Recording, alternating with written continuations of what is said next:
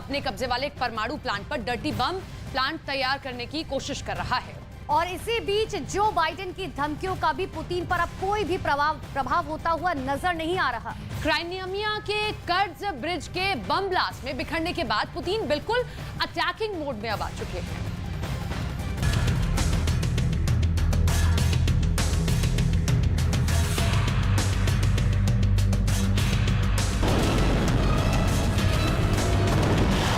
Putin परमाणु हमले के लिए कितने तैयार हैं? इसका नक्शा यूक्रेन ने बताया है।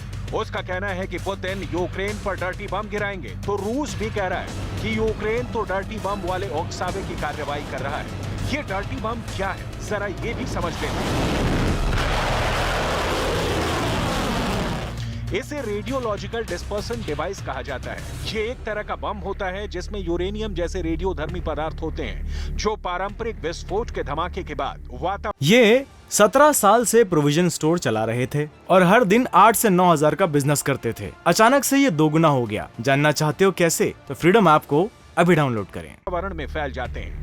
इस बम में परमाणु बम की तरह ज्यादा उन्नत रेडियोधर्मी पदार्थ की जरूरत नहीं होती है। इसकी जगह इनमें अस्पतालों, परमाणु संयंत्रों या शोध प्रयोगशालाओं से मिलने वाले रेडियोधर्मी पदार्थों का इस्तेमाल किया जाता है। इसी वजह से परमाणु बमों के मुकाबले इन्हें बेहद कम कीमत और कम समय में विकसित किया जा सकता है। उदाहरण के तौर पर इन्हें किसी वाहन में रखकर भी धमाका किया जा सकता है।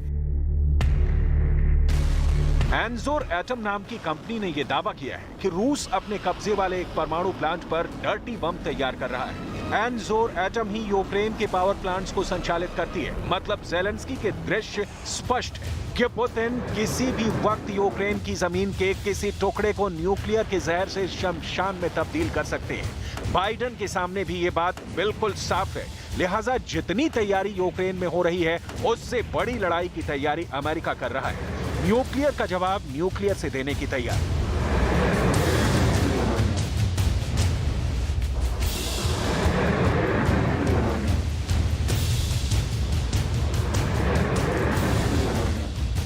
अमेरिका की जल शक्ति ड्रिल कर रही है। अमेरिका की नेवी ने वर्जीनिया से एक रॉकेट लॉन्च किया है। इस लॉन्च का मकसद है न्यूक्लियर हमले की सूरत में अमेरिका को बचाना। बाइडेन चीख चीख कर कह रहे हैं कि पुतिन की दशा और दिशा दोनों बदल दी जाएगी अगर परमाणु अटैक हुए तो। लेकिन क्या न्यूक्लियर वॉर के बाद दुनिया के पास इतना वक्त बचेगा कि मानवता किसी काबिल नतीजे पर पहुंच सके और आगे किसी तरह के युद्ध को रोक सके? मैं बस इतना ही कहना चाहता हूं कि अगर रूस सामरिक परमाणु हथियार का इस्तेमाल करता है तो वो अविश्वसनीय रूप से गंभीर गलती करेगा। जहां बाइडेन इस सवाल का जवाब दे रहे थे कि क्या रूस डर्टी बम या परमाणु हथियार तैनात करने की तैयारी कर रहा है, मैं आपको गारंटी नहीं दे रहा हूं कि ये अभी तक एक फॉल्स फ्लैग ऑपरेशन है। मुझे नहीं पता, लेकिन अगर ऐसा होता है तो ये गंभीर गलती होगी। बाइडेन की इन धमकियों का पुतिन पर अब तक कोई प्रभाव नहीं दिखता।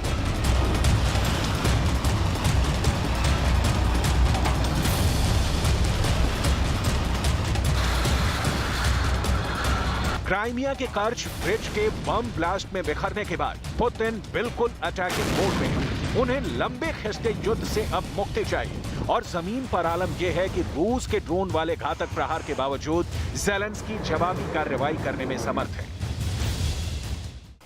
Найбільш ймовірно, що під час відступу противник, окрім масової евакуації, може вдатися до проведення серії терактів з підривом житлових масивів, перетворення ним тимчасово окупованих територій на випалену землю із завданням критичних збитків інфраструктурі повернених Україні територій. Враховуючи останні інформаційні вкиди з боку Російської Федерації щодо брудної бомби, не виключається також, що окупанти можуть організувати підриви на Запорізькій атомній електростанції з метою її остаточного виведення з ладу та провокування локальної техногенної катастрофи. दुनिया में परमाणु हड़कंप सिर्फ पुतिन के ताजा एक्शन और बाइडेन के अपडेट रिएक्शन के कारण ही नहीं बचा है। पुतिन का इतिहास भी दुनिया को न्यूक्लियर वॉर की ओर धकेलता दिख रहा है, क्योंकि पुतिन हमेशा कुछ अप्रत्याशित ही करते हैं। 8 महीने पहले जब रूस ये चेतावनी दे रहा था कि वो यूक्रेन पर हमला कर देगा, तब दुनिया यही कह रही थी कि ये दौर जंग का नहीं है। ऐसे में रूस केवल धमकी ही नहीं दे रहा है। उस समय रूस ने बेलारूस के साथ मिलकर फाइटर जेट उड़ाकर भी शक्ति प्रदर्शन किया था। तब भी यही माना जा रहा था कि जंग के हालात तो नहीं बनेंगे, लेकिन 24 फरवरी को रूस ने यूक्रेन पर ताबड़तोड़ हमला करना शुरू कर दिया और अब 8 महीने गुजर गए।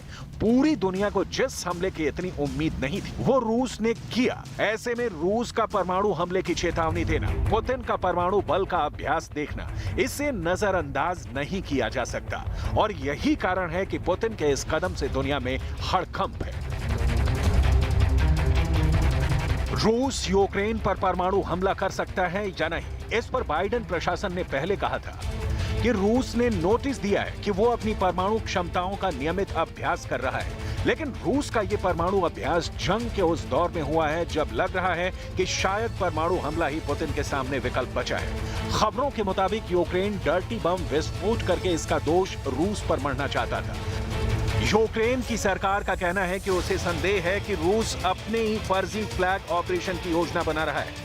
यूक्रेन के पड़ोसी राष्ट्र पोलैंड के प्रशासन का कहना है कि वो युद्ध में परमाणु या रासायनिक हथियारों के उपयोग की प्रबल संभावनाओं की तैयारी को लेकर पुतिन की गतिविधियों पर करीब से नजर रख रहे हैं। पोलैंड का कहना है कि यूक्रेन में युद्ध के क्षेत्र में झटका लगने पर पुतिन परमाणु या रासायनिक हथियारों का इस्तेमाल कर सकते हैं।